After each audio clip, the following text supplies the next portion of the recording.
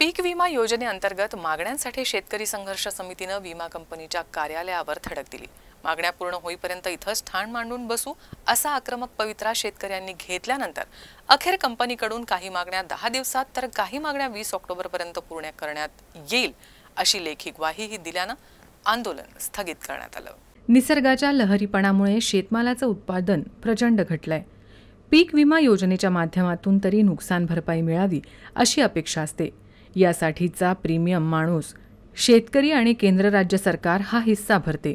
दरम्यान पीक योजनेअंतर्गत लाभ मिळत नसल्याने HDFC एग्रो या कंपनीच्या कार्यालयात शेतकरी संघर्ष समितीतर्फे आंदोलन करण्यात आलं।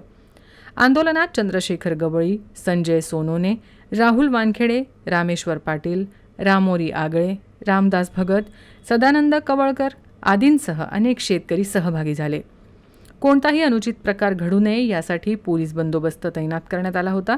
यावेळी शेतकऱ्यांनी अन्यायाचा पाढा वाचत 2023-2024 खरीप आणि रब्बी पीक विम्याचे शेतकऱ्यांना आतापर्यंत पैसे मिळालेले नाहीत, असंख्य शेतकऱ्यांच्या तक्रारी नाकारल्या आहेत। तक्रारी ग्राह्य धरून त्यांना नुकसान भरपाई मिळण्याची मागणी करण्यात आली। कमी पैसे मिळालेल्या शेतकऱ्यांना माहिती द्यावी। शेतकऱ्यांना पंचनामा फॉर्म मिळालेले नाहीत। खरीपातील पीक नुकसानीच्या तक्रारीही नाकारल्या गेल्या आहेत। या तक्रारी ग्राह्य धराव्यात। पंचनामे झाले नाहीत परंतु 10 दिवसांपेक्षा जास्त दिवस झाले असल्यास अशा शेतकऱ्यांना 100% नुकसान भरपाई देऊन मदत द्यावी या मागण्या शेतकऱ्यांनी लावून धरल्या आहेत।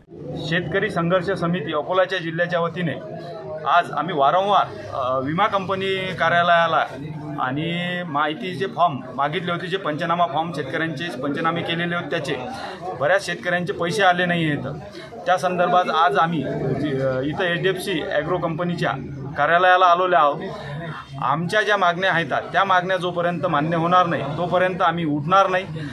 आमचे हक्काचे पैसे जर कंपनी देत नसेल तर आम्ही कंपनीच्या कार्यालयातील सर्व साहित्याचा लिलाव करणार आहोत।